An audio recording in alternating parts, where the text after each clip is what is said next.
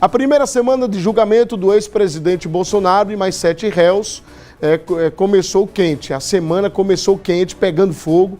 E aí, claro, o ex-presidente responde por uma suposta tentativa de golpe. 5 crimes ele responde. Terminou ontem as sessões que serão retomadas na próxima terça-feira, dia 9, tá? Próxima terça-feira, dia 9. A partir da terça, terá início aí os votos dos ministros e a ordem de votação ficou da seguinte maneira. Alexandre de Moraes, o relator, além de Flávio Dino, Luiz Fux, Carmen Lúcia e, por último, o presidente da primeira turma, o Cristiano Zanin. Pode haver mais uma rodada de votos dos ministros, tá? Que podem justamente decidir sobre se condenam ou não cada um dos réus e depois sobre as penas. Quanto cada um vai cumprir de pena. Isso é importante também. Você viu que ontem a gente trouxe aqui o debate dos 2 advogados, um a favor justamente da condenação, outro contra a condenação, e todas as penas de todos os 5 crimes juntos, o ex-presidente Bolsonaro pode cumprir 43 anos de reclusão, 43 anos, se ele for condenado pelos 5 crimes que foram apontados na denúncia da PGR do Paulo Gonet, tá? Os 8 réus fazem parte do chamado núcleo crucial, que, segundo a acusação, segundo a denúncia, é uma organização criminosa que teria tentado subverter o resultado das eleições de 2022, vencidas pelo atual presidente Luiz Inácio Lula da Silva. E todos negam as acusações, enfim, todos afirmam que realmente não tentaram dar o golpe de Estado, nem abolir o Estado Democrático de Direito. A equipe de jornalismo da TV Atalaia em Brasília acompanhou de perto como foi o segundo dia de julgamento do ex-presidente Bolsonaro e dos outros 7 réus. Acompanhe. Na entrada para o segundo dia de julgamento, os advogados estavam confiantes. A Ordem dos Advogados do Brasil, a OAB, também está acompanhando. A gente está aqui para acompanhar, para garantir que as prerrogativas da advocacia sejam respeitadas. Apenas isso. A retomada foi com as sustentações das defesas. O primeiro foi do general Augusto Heleno, ex-chefe do Gabinete de Segurança Institucional da Presidência da República.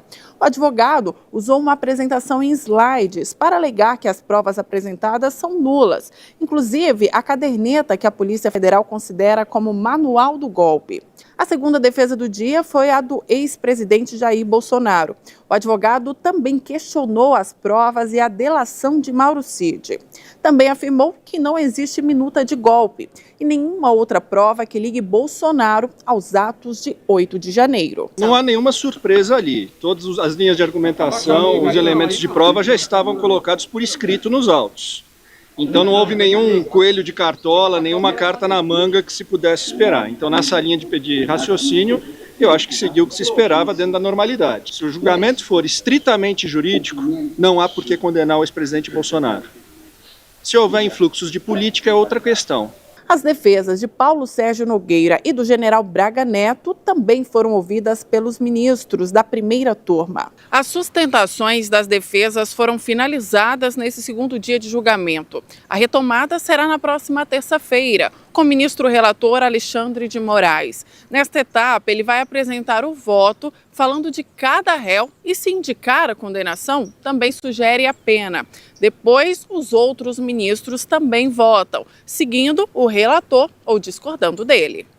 O núcleo 1, que está sendo julgado por suspeita de tentativa de golpe, é composto pelo ex-presidente Jair Bolsonaro, o general Braga Neto, ex-ministro da Casa Civil e vice na chapa de Bolsonaro em 2022, o general Augusto Heleno, ex-ministro do Gabinete de Segurança Institucional, Alexandre Ramagem, ex-diretor da ABIN, a Agência Brasileira de Inteligência, Anderson Torres, ex-ministro da Justiça e ex-secretário de Segurança do Distrito Federal, Almir Garni, ex-comandante da Marinha, Paulo Sérgio Nogueira, general do Exército e ex-ministro da Defesa, Mauro Cid, delator e ex-ajudante de ordens de Bolsonaro. A delação do Mauro Cid é um escândalo, e na verdade é um escândalo que pode deixar um precedente perigosíssimo no país. Quem mente não cumpre o requisito básico, primordial, a premissa primeira de uma delação.